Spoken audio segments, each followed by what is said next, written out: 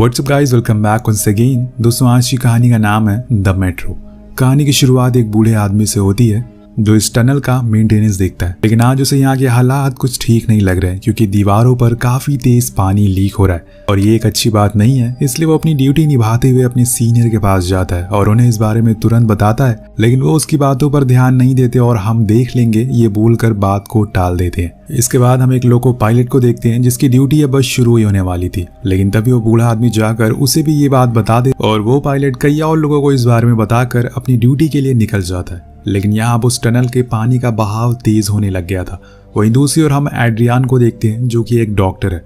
वो अपने पेशेंट को चेक कर रहा था, पर घर आने पे उसकी बेटी जूली कहती है कि डैड, मॉम अभी तक घर नहीं आई है, आप उनसे फोन करके एक बार पूछिए कि वो कहाँ रह गई। लेकिन असल में एड्रियान को भी नहीं पता कि उसकी वाइफ कहाँ पर है, क्योंकि उसका तो अफेयर चल रहा है उसके बॉस जॉन के साथ, जो कि यहाँ पे हम साफ देख सकते हैं। और ये बात जॉन को भी पता है, लेकिन वो उसे कुछ कहता नहीं क्योंकि उसने अपनी वाइफ से इस बारे में कई बार बात की, पर इसका कोई भी फायदा नहीं हुआ।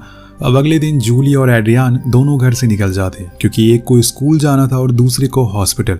लेकिन उनके जाने के बाद वहां पे क्लारा आती है जो उन दोनों से मिलने आई थी, लेकिन वहां पर वो मौजूद ही नहीं थे, इसलिए उसे निराश होकर घर जाना पड़ता है। अब यहाँ में एक और चीज पता चलती है कि जिस सबवे में पानी लीकेज हो रही थी वो असल में रिवर के नीचे है, यानी कि अगर जरा सी भी क्रैक हुआ तो पूरा सबवे पानी से भर जाएगा और उसमें जाने वाली ट्रेन भी उसी में बह जाएगी। अब स्टेशन के बाहर हम उसी बूढ़े आदमी को देखते हैं जो कि एक लड़की के साथ ड्रिंक कर रहा होता है और उसे नशे में बताता भी है कि कुछ देर बाद कुछ बहुत बड़ा हादसा होने वाला है। अब तभी वहां पर पुलिस आ जाती है और उसे लेकर जाती है क्योंकि वहां पर ड्रिंक करना अलाउ नहीं था। लेकिन वो लड़की जो कि उसके साथ थी वो भागकर मेट्रो की भीड़ में घुस जाती है और कुछ ही देर बाद वो चलना शुरू हो जाती है। अब यहाँ हम बता दें कि मेट्रो इस कहानी में कुछ अहम किरदार मौजूद हैं, जिसमें से जॉन, क्लारा, एड्रियान और एक लड़का लड़की जो आपस में फ्लर्ट करने में लगे हुए हैं।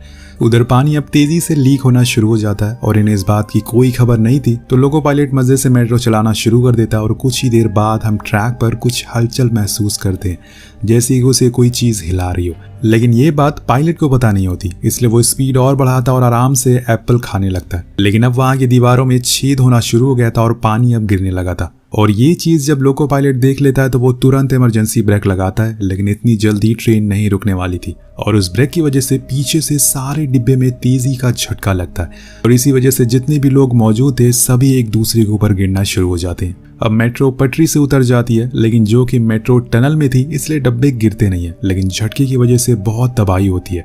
एक अफरा तफरी का माहौल बन जाता और सभी चिल्ला रहे थे क्योंकि इसमें कई लोग तो मारे भी गए थे। लेकिन कुछ ही देर बाद जब सब कुछ शांत हो जाता है तो हम देख पाते हैं कि असल में वहां पर क्या हुआ है। जॉन फौरन खिड़कियों को तोड़ता है और बाहर देखता है, लेकिन वहां पे जाना सेफ नहीं है क्योंकि पानी में करंट हो सकता है और इसीलिए वो ट्रेन के ऊपर चढ़कर आगे जाने का ट्राई करता है। उधर हम एड्रियान को देखते हैं जो उठते ही अपनी बेटी को ढूंढना शुरू करती है क्योंकि वो उसे कहीं दिखाई दे नहीं रही थी। हर जगह ढूंढने पर वो उसे सीट के नीचे लेटी हुई मिलती है, लेकिन तभी एक आदमी को हम देखते हैं जो सभी सीट के ऊपर से चढ़कर आगे जा रहा था। अगर वो क्लारा के ऊपर से चला गया तो वो मर भी सकती है, इसलिए एड्रियान उसे रोकने की कोशिश करता है, लेकिन वो रुकने का नाम ही नहीं ले रहा था। पर तभी जॉन आकर उसकी मदद करता है और उसकी बेटी को बाहर निकालता है, यानी कि अब यहाँ इन तीनों का मिलन हो चुका है। इसके बाद हम क्लारा को देखते हैं जो बार बार जूली को कॉल लगा रही थी, लेकिन उसका फोन बंद बता रहा था। अब यहाँ एक और मुसीबत आने वाली है। उस रूट पे एक और दूसरी मेट्रो अब तेजी से आगे बढ़ रही है, लेकिन तभी उसे रेड सिग्नल मिलता है जिसकी वजह से वो अपनी स्पीड कम कर लेती है और फिर धीरे धीरे आगे बढ़ने लगती है। लेकिन उसी समय उसे ट्रैक पर ढेर सारा पानी दिखता है जो कि टनल से होते हुए आ रहा था। तभी कंट्रोल रूम में उसके पास मैसेज आता है कि आपको दोबारा से उसी स्टेशन पर लौट जाना है जहाँ से आप आए थे, इसलिए फौरन ये लोग ट्रेन को उल्टी डायरेक्शन में चलाना शुरू करते हैं। लेकिन यहाँ उसमें बैठे पैसेंजर को जरा भी खबर नहीं थी कि आखिर ये सब क्यों हो रहा है। इधर एड्रियान एक जख्मी आदमी की मदद कर रहा होता है, लेकिन ट्रैक के जरिए हजारों लोग अब आगे बढ़ रहे थे। उन्हें यह लग रहा था कि शायद कुछ ही दूर पर उन्हें स्टेशन मिल जाएगा और वो जान बचाकर यहाँ से निकल जाएंगे। लेकिन तभी वहाँ पर दोस्तों इलेक्ट्रिसिटी ऑन हो जाती है जिसकी वजह से ग्राउंड पर करंट दौड़ने लग जाता है। अभी जितने भी लोग थे पानी में भाग रहे थे, एक ही झटके में सभी की मौत हो जाती है। जो लोग पीछे रह गए थे वो वापस मेट्रो में जाना शुरू करते हैं। उधर दूसरी मेट्रो अब अपनी स्टेशन पर पहुंच गई थी, लेकिन वहां खड़े पैसेंजर इससे काफी गुस्से में थे क्योंकि उन्हें समझ नहीं आया था कि असल में ये वापस क्यों आ गई, क्योंकि बाहर के लोगों को इस बारे में अभी कोई जानकारी नहीं है। अगले सीन में हम जॉन को देखते हैं जो पानी में कुत्ते को फेंक कर चेक करता है कि करंट है कि नहीं, लेकिन ये बात क्लारा को पसंद नहीं आती, इसलिए वो उसे वापस लाने को कहती है। तो वो उसे पानी से निकाल कर वापस उसे दे देता है, क्योंकि इस जगह पर कोई करंट अभी नहीं था। यहाँ जो लोग मेट्रो के अंदर फंसे हुए थे उसमें से वो दोनों लड़का लड़की भी होते हैं जो फ्लर्ट कर रहे थे। अब ये दोनों बाहर निकलने की कोशिश कर रहे थे, लेकिन तभी मेट्रो का एक हिस्सा उनके ऊपर गिर जाता है और वो फंस जाते हैं। हालांकि लड़की तो निकल जाती है, लेकिन लड़का उसी में फंसा रह जाता है। वो बहुत कोशिश करता है, लेकिन कोई फायदा नहीं हो रहा था, जिस वजह से वो लड़का कहता है कि तुम यहाँ से चली जाओ, अब मैं नहीं निकल सकता हूँ, मेरी मौत यहीं पर हो जाएगी। लेकिन वो लड़की नहीं मानती और कोशिश करती रहती है लगातार, और आखिर में वो उसे बाहर निकाल ही लेती है। जिसके बाद वो लड़का उसे कहता है कि क्या आप मुझे तुम्हारा नंबर मिल सकता है, पर वो मना कर देती है, जिसे सुनकर दोनों तेज तेज हंसने लगते हैं। उधर दूसरी तरफ हम देखते हैं कि जो लोग उस करंट से बच गए थे वो भागकर अब दूसरे स्टेशन पर आ गए थे, लेकिन उन्हें वहां देखकर बाकी लोग घबरा जाते हैं और इसी चक्कर में वहां पर भगदड़ मच जाती है। लोग किसी तरह से बस स्टेशन के बाहर निकलना चाह रहे थे और इसी वजह से इसमें कई लोग मारे भी जाते हैं, और जो बच जाते हैं वो बाहर की ओर बढ़ना शुरू करते हैं। अब बाहर भीड़ बढ़ती जा रही थी, जिसे रिकॉर्ड करने के लिए वहां 2 रिपोर्टर भी आते हैं और ये खबर आग की तरह पूरे शहर में फैल जाती है। अब वो लोग सारे घायल लोगों की न्यूज दिखाने लगते हैं, लेकिन इतने में वहां पुलिस वाला आता है और उन्हें रोक लेता है। उसका कहना था कि यहाँ पर कई घायल लोग हैं, इसलिए फुटेज ना दिखाए, क्योंकि इससे लोग और घबरा जाएंगे, और उसके कैमरे की मेमोरी भी निकाल लेता है। लेकिन वो रिपोर्टर बहुत ही चालाक, वो उसे ब्लैंक कैसेट दे देता है और असली वाली छुपा लेता है, और बाद में ये लोग उसे पब्लिश कर देते हैं। जिसके बाद होना क्या था, पूरे रशिया में भगदड़ मच जाती और हर तरफ बस इसी के बारे में बातें चल रही थी। और रशियन पुलिस हेडक्वार्टर के लोग फौरन स्टेशन पहुंचते हैं और तुरंत रेस्क्यू टीम भेजते हैं, ताकि जो बचे लोग हैं उन्हें बचाया जा सके।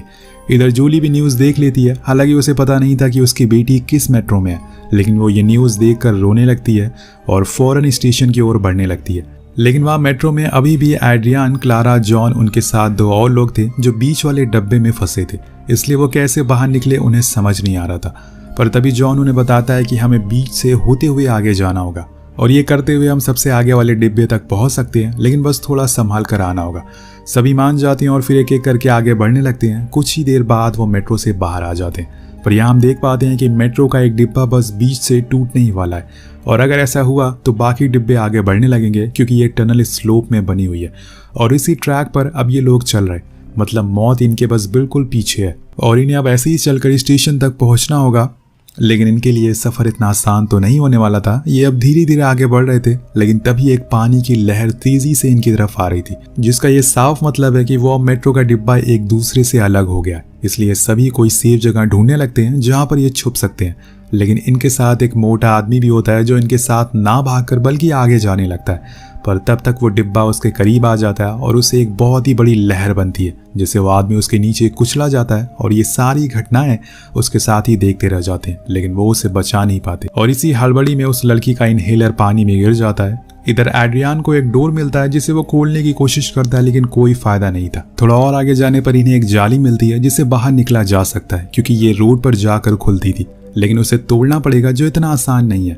ऊपर से दूसरी तरफ पानी भरता ही जा रहा है। अगर इन्होंने कुछ फैसला नहीं लिया तो कुछ ही देर में ये सब डूब जाएंगे। अब तीनों आदमी उस जाली को पकड़कर झूलने लगते हैं ताकि वो नीचे आ सके। वो खुल तो जाती है, लेकिन जब वो ऊपर देखते हैं तो ऊपर रोड वाला मैनहोल बहुत ही ऊंचाई पर था और वहां तक पहुंच पाना बहुत ही मुश्किल है। तो एड्रियान उस लड़के से उसका फोन मांगता है ताकि वो नेटवर्क पकड़ा सके और कॉल लगाकर मदद मांग सके, लेकिन इनकी किस्मत खराब थी। वो लड़का फोन पानी में गिरा देता और अब उसे ढूंढ पाना बहुत ही मुश्किल था। वहीं दूसरी तरफ उस लड़की की तबीयत अब खराब होना शुरू हो जाती है, क्योंकि उसका इनहेलर पानी में खो गया था। उसे सांस लेने में दिक्कत हो रही थी और इसलिए वो लड़का डिसाइड करता है कि वो मेट्रो वाले हिस्से में वापस जाएगा और वहां से वो इनहेलर लेकर वापस आएगा। अब वो वापस वही मेट्रो तक जाता है और वहां जाकर उसे वो इनहेलर मिल जाता है, लेकिन उसकी टॉर्च कहीं खो जाती है, जिस वजह से वो पैनिक करने लगता है। इसी कारण वो रास्ता भी भूल जाता है। लेकिन यहाँ वो लड़की दिमाग यूज करती है और वो परफ्यूम से आग जलाती है, जिससे थोड़ी रोशनी होती है और वो उसी को फॉलो करके ऊपर आ जाता है और उसको इनहेलर दे देता है। तो दोस्तों, इसे ही कहते हैं ट्रू लव। अब वो लोग फिर से उसी जाली के पास जाते हैं, लेकिन अब वहां पहले जैसा कुछ नहीं रहा, क्योंकि पानी का लेवल बहुत ही ऊपर आ गया था, जिस वजह से इन लोगों को अब सांस लेने में दिक्कत होने लगती है। सभी उस जाली से अपना मुंह ऊपर करके सांस ले रहे थे, तभी जॉन का फोन में सिग्नल आ जाता और वो तुरंत जूली को कॉल लगाता है। उसे बताता है कि हम लोग यहाँ एक मैन होल के नीचे फंसे हुए हैं, जल्दी से किसी को भेजो। मेरे साथ जूली और एड्रियान भी हैं। ये सुन के वो थोड़ा खुश होती है, क्योंकि कम से कम वो जिंदा है। कि अभी तक उसे यही लग रहा था कि वो मारे जा चुके हैं। तभी अचानक से हम देखते हैं कि एक पानी का सैलाब इनकी ओर तेजी से बढ़ रहा है। कुछ ही देर बाद ये सभी एक दूसरे से बिछड़ जाते हैं और यहाँ जो मेट्रो अटकी हुई थी वो आगे निकल जाती है, जिसके साथ वहां पे रुका हुआ पानी भी उसके साथ बह जाता है और इस जगह पर ये लोग फंसे थे वो वहां से बहकर आगे काफी आ जाते हैं। उनके जाने के कुछ देर बाद वहां पर रेस्क्यू वाले अंदर आते हैं क्योंकि जूली ने उन्हें बताया था कि वो यहीं पर फंसे हुए हैं, लेकिन उनकी किस्मत खराब थी, वो लोग अब और आगे निकल चुके हैं। उधर जॉन के पैर पर चोट लग जाती है और वो जैसे तैसे करके आगे आता है, अपने लोगों के पास पहुंचता है, लेकिन वो ऊपर चढ़ नहीं पा रहा था, इसलिए एड्रियान उसकी मदद करता है और उसे ऊपर लाता है। यहाँ वो उसे ये भी कहता है कि तुम्हें क्या लगता है कि मैं तुम्हें इतनी आसानी से मरने दूंगा? नहीं, ऐसा नहीं है, अभी तुम्हें कुछ पेपर पर साइन करना है, जिसके बाद तुम कहीं भी जाओ मेरी बीवी के साथ, मुझे कोई फर्क नहीं पड़ेगा, क्योंकि मुझे ये अच्छे से पता है कि वो इस समय तुम्हारे लिए रो रही होगी। तो जॉन कहता है कि तुम्हें क्या लगता है मैं जूली से शादी करने वाला हूँ? नहीं, ऐसा नहीं है, मैं बस उसे यूज कर रहा हूँ, उसका इस्तेमाल कर रहा हूँ, और ऐसा चलता रहेगा, वो किसी एक की नहीं हो सकती है। अब उसकी ये बात सुनकर एड्रियान को बहुत गुस्सा आता है, जिसके बाद उन दोनों में लड़ाई होना शुरू हो जाती है। एक पल तो ऐसा लग रहा था कि जैसे कि एड्रियान ने बस जॉन को मार ही दिया था, क्योंकि वो उसे पानी से बाहर ही नहीं आने दे रहा था। लेकिन तभी अचानक से वो रुक जाता है और दूर जाकर बैठ जाता है, क्योंकि लड़ने का कोई फायदा नहीं है, जो हकीकत है वो कोई नहीं बदल सकता है। उसके पास उसकी बेटी आकर कहती है कि डैड, आपने मुझसे प्रॉमिस किया था कि आप कभी किसी से लड़ाई नहीं करेंगे, वो अच्छा आदमी नहीं है, इसलिए आप उनसे बात मत करिए। ये सुन के वो रोने लगता है और अपनी बेटी को गले से लगा लेता है, पर अब शायद इनकी कोई उम्मीद नहीं बची है और ये इन्हें भी पता चल चुका है, इसलिए ये लोग बस वहीं बैठकर ऊपर वाले को याद करना शुरू कर देते। एक वही है जो इन्हें रास्ता दिखा सकते। कुछ रेस्क्यू वालों को एक हॉल्ट के पास ये लोग बैठे हुए मिलते हैं, जिन्हें क्लारा देख लेती है और अपने डैड से कहती है कि देखो शायद कोई आ रहा है। वो देखते हैं कि वहां पे सच में रेस्क्यू वाले थे, पर तभी टनल का वो हिस्सा टूट जाता है जिसके ऊपर से नदी बह रही थी। अब इसीलिए दोस्तों पूरा टनल में अब पानी भर चुका था जो इनकी तरफ तेजी से आ रहा था। तभी वो रेस्क्यू वाला फौरन अपने लोगों से वही वॉकी टॉकी से बातें करता है और कहता है कि शटर गेट बंद कर दो जल्दी से, लेकिन वो बंद नहीं करता। और जब वो इस बात की खबर उनके सीनियर को लगती है तो वो तुरंत ऑर्डर देते हैं कि गेट को बंद कर दिया जाए, जिसके बाद तुरंत गेट बंद होता है और पानी का लेवल सही हो जाता है। इधर जूली बाहर अभी भी अपनी बेटी का इंतजार कर रही थी उसी मैन होल के पास। उसे लग रहा था कि शायद वो बाहर आ जाएगी, और इसी पल एक चमत्कार होता है। एक रेस्क्यू वाला गटर से एक आदमी को बाहर आते हुए देखता है। वो फौरन भागते हुए जाता है और उस जाली को बाहर निकालता है और देखता है कि उसमें उसी का एक साथी है और साथ में वही लोग हैं जो अंदर फंसे थे। फिर एक एक करके सारे लोग ऊपर आने लगते हैं और साथ में वो डॉग भी। लेकिन यहाँ जूली ने ये तो सोच लिया था कि अब कोई बचा नहीं है, इसलिए वो जाने लगती है। लेकिन तभी पीछे से उसे आवाज आती है कि मम्मी। जब वो पलटती है तो वहां उसकी बेटी थी। अब वो भागती हुई जाती है और एड्रियान और क्लारा दोनों को गले से लगा लेती है। ये सब जॉन देख रहा था। अब वो उसके पास नहीं गई थी और कही हुई बात उसकी गलत साबित हो गई थी, ये उसके चेहरे से साफ साफ झलक रहा था। लेकिन यहाँ एड्रियान जूली से नाराज था, इसलिए वो उसके साथ बैठता नहीं है। लेकिन उसकी बेटी के रिक्वेस्ट करने पर वो उसके साथ एम्बुलेंस के अंदर बैठ जाता है। दूसरी तरफ हम उसी लड़के को देखते हैं जो उसे लड़की को प्रपोज करता है, और वो लड़की भी एक्सेप्ट कर लेती है, और इसी के साथ ये कहानी यहीं खत्म हो जाती है।